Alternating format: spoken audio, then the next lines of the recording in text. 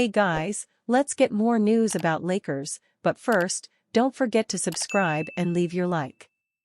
Lakers Austin Reaves gets good news ahead of trade deadline. Los Angeles Lakers are expected to be active before the February 6 trade deadline.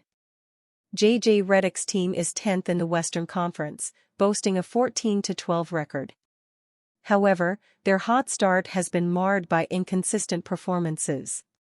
While most of the Lakers' roster appears to be available for the right price, there will undoubtedly be certain members of the rotation that are off-limits. According to The Athletic's Sam Amick, who joined Jovan Buha on a recent episode of the Buha's Block podcast, the Lakers are reluctant to move on from Austin Reaves. They've been mostly stagnant for almost 2 years in terms of making moves, Amick said. They've been very reluctant, specifically to discuss Austin Reaves, who I only highlight because he's a good young player on a very team-friendly contract that would inspire other teams to play ball negotiating-wise. But that, to my knowledge, is still a non-starter. Reaves is a legitimate fan favorite. The Lakers guard has been a consistent member of the rotation for the past few years. At 26 years old, he can continue improving on both sides of the floor. Reaves is currently averaging 16.9 points, 3.6 rebounds, and 5 assists. He's shooting 43.4% from the field and 35.7% from three-point range. Fortunately for Rob Pelinka, the Lakers have plenty of tradable assets within the rotation.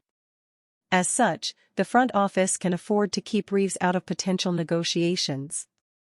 However, it would be interesting to see if the team's stance softens if a potential star-level deal becomes a possibility. Outside of Reaves, the Lakers are likely steadfast in their desire to retain LeBron James and Anthony Davis. The two veterans are the crown jewels within the Lakers roster. Unless either of them look to force their way out of Los Angeles, Pelinka is unlikely to entertain any offers.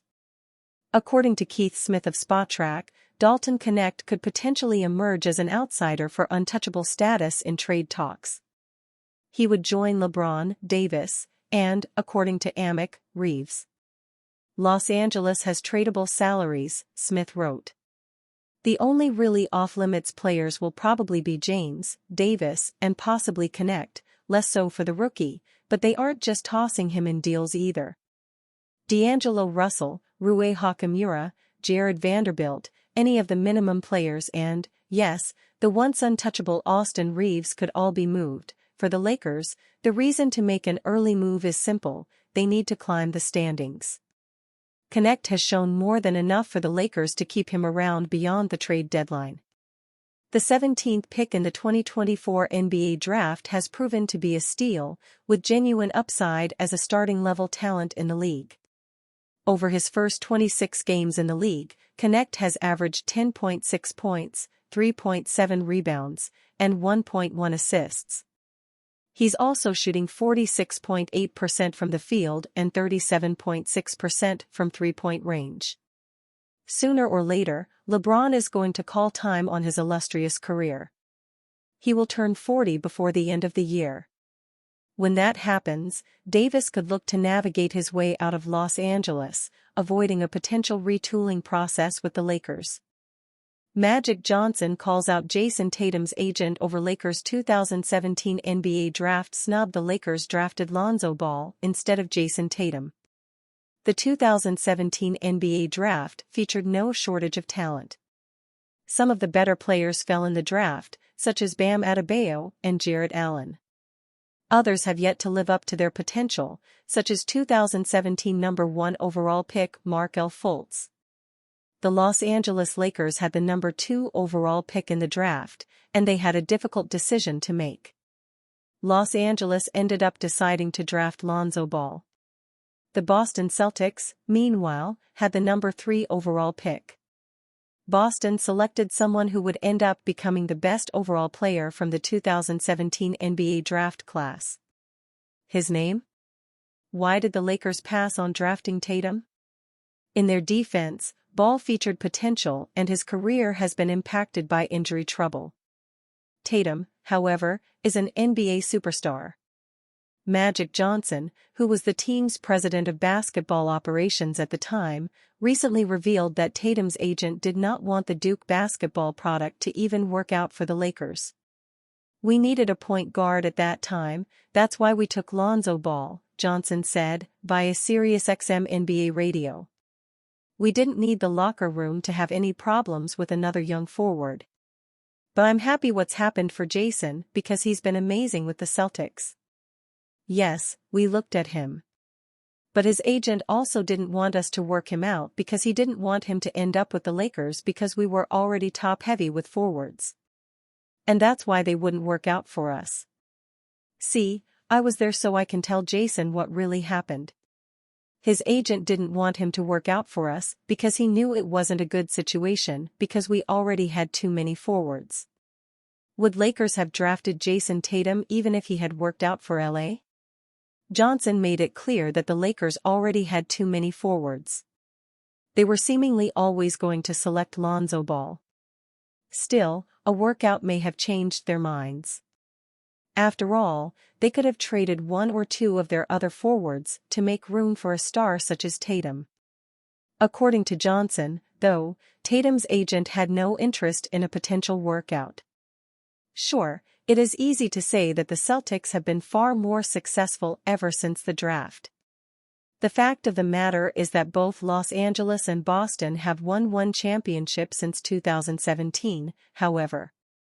The Lakers earned an NBA Finals victory in 2020 in the NBA bubble, while the Celtics got the job done in 2024.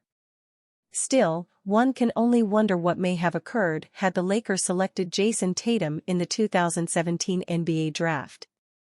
Report: Lakers now favorites to land Lonzo Ball in a potential trade. Ball was picked by the Lakers with the number 2 overall pick in the 2017 NBA draft, but he only spent 2 seasons with the franchise before he was traded to the New Orleans Pelicans in the deal that brought Anthony Davis to Los Angeles.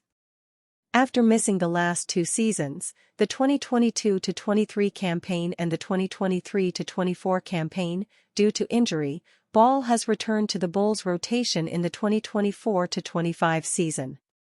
He's playing 17.0 minutes per game, across 9 games, and is averaging 5.4 points, 2.9 rebounds and 3.4 assists per game while shooting 37.2% from the field and 34.3% from three-point range.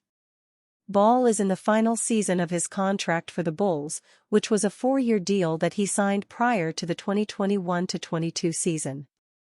Due to injury, Ball has appeared in just 44 total games for the Bulls. Chicago seems to be looking to enter a rebuilding phase, as it moved DeMar DeRozan in a sign-and trade with the Sacramento Kings and San Antonio Spurs in the offseason. Since Ball is entering the last season of his deal and has not been healthy for most of his Chicago tenure, it makes sense that the Bulls would want to move on from him if they can get anything for him in the trade market. The Lakers could be in the market for help at the point guard position, especially if they deem Ball as an upgrade over either D'Angelo Russell or Gabe Vincent. Russell is in the final season of his contract, while Vincent has struggled with the Lakers since signing a 3-year deal prior to last season. This season, Vincent is averaging just 3.9 points per game while shooting 34.5% from the field and 27.9% from 3. The Lakers currently hold the number 10 seed in the Western Conference with a 14-12 record. Los Angeles has dropped 6 of its last 10 games, and it may need a deal to spark a run to get the team back into contention for a top 6 seed in the West. And you, fan? What do you think of the situation of Lonzo Ball? Leave your opinion in the comments.